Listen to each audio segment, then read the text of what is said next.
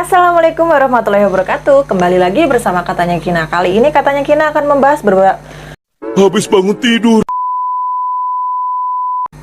Kali ini Katanya Kina akan membahas beberapa cerita horor yang berhubungan dengan bangunan-bangunan terbengkalai yang ada di Yogyakarta. Kira-kira apa aja nih? Langsung aja, ini dia yang pertama. Benteng Vredenburg.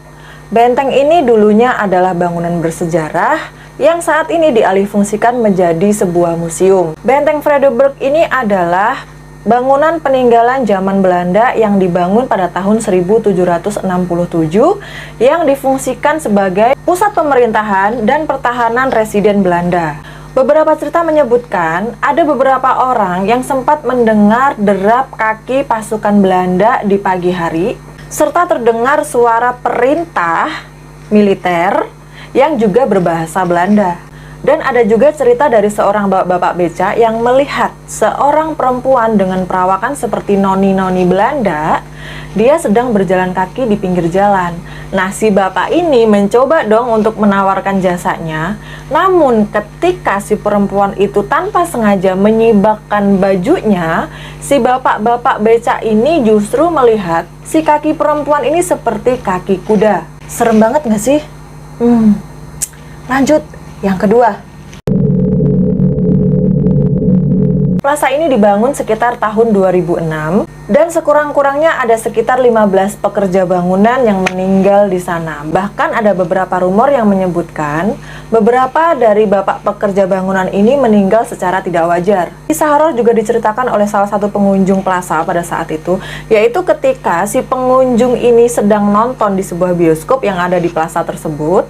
Si penonton ini tahu, atau mas-mas pengunjung ini tuh tahu kalau situasi bioskop pada saat itu tuh sebenarnya sangat sepi ya. Namun ketika si pengunjung ini asik menonton film pada saat itu, si pengunjung ini merasa bangku yang dia duduk itu seperti sedang ditendang-tendang dari belakang. Dan ketika film selesai, si pengunjung ini melihat ke belakang dan tidak ada orang sama sekali.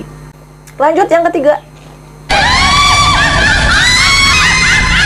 Bioskop XXI Empire Yogyakarta. Bioskop ini berada di Jalan Urip Sumoharjo nomor 104 Yogyakarta. Jadi ceritanya, bioskop ini mempunyai 4 teater atau 4 studio. Salah satu studio sempat terbakar dan menelan korban jiwa kurang lebih 15 orang. Namun, 4 diantaranya sampai saat itu belum juga ditemukan. Banyak kejadian-kejadian janggal yang terjadi di bioskop tersebut. Seperti contohnya, ketika kita datang ke bioskop tersebut, bioskop itu terasa seperti sangat ramai, full pengunjung ya. Dan jika kita merasakan hal tersebut, itu tandanya kursi yang kita pesan adalah kursi yang sedang diduduki oleh 4 orang korban jiwa yang sampai saat itu belum juga ditemukan.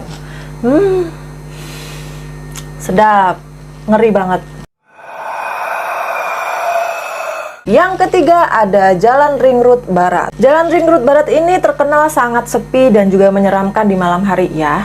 Dan salah satu cerita horor datang dari seorang mas-mas mahasiswa yang pada saat itu dia melintas di jalan tersebut pada malam hari. Ketika mas-mas itu melintas di jalan tersebut, mas-mas ini seperti melihat sebuah gulungan rambut yang ada di pinggir jalan. Dan ketika si mas-mas mahasiswa ini menghampiri gulungan rambut tersebut, si mas-mas mahasiswa ini dibuat terkejut karena apa? Karena gulungan rambut tersebut adalah kepala seorang perempuan yang sedang jongkok di situ. Dan ketika si mas-mas itu semakin mendekat, si perempuan itu tiba-tiba menghilang. Terakhir.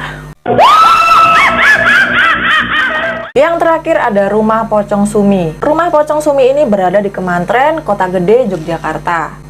Dan Rumah Pocong Sumi ini adalah salah satu dari beberapa bangunan yang disebut-sebut paling angker di Yogyakarta. Konon katanya rumah ini berdiri pada tahun 1860. Berarti rumah ini bisa dibilang cukup tua juga ya untuk sebuah bangunan.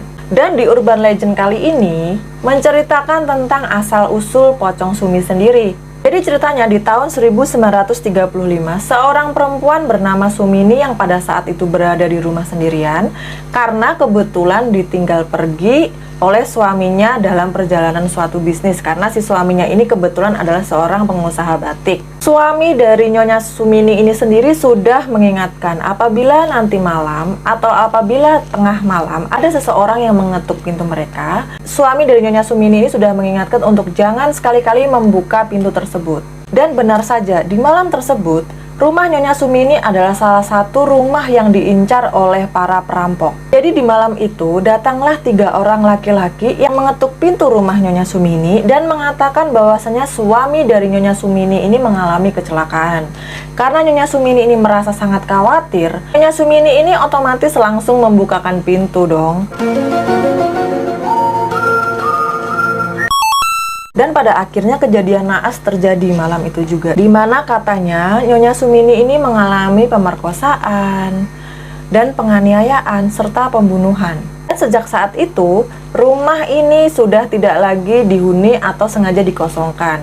Bahkan menurut penuturan orang-orang, biasanya kejadian-kejadian horor ini terjadi di atas jam 10 malam. Nah, itu tadi beberapa cerita tentang tempat-tempat yang dianggap horor oleh sebagian orang. Nah, dari beberapa cerita yang Kina bawakan hari ini, kira-kira kalian ada nggak yang punya pengalaman horor di beberapa tempat yang sudah Kina ceritakan? Atau mungkin kalian sudah pernah mendatangi salah satu tempat yang sudah Kina ceritakan?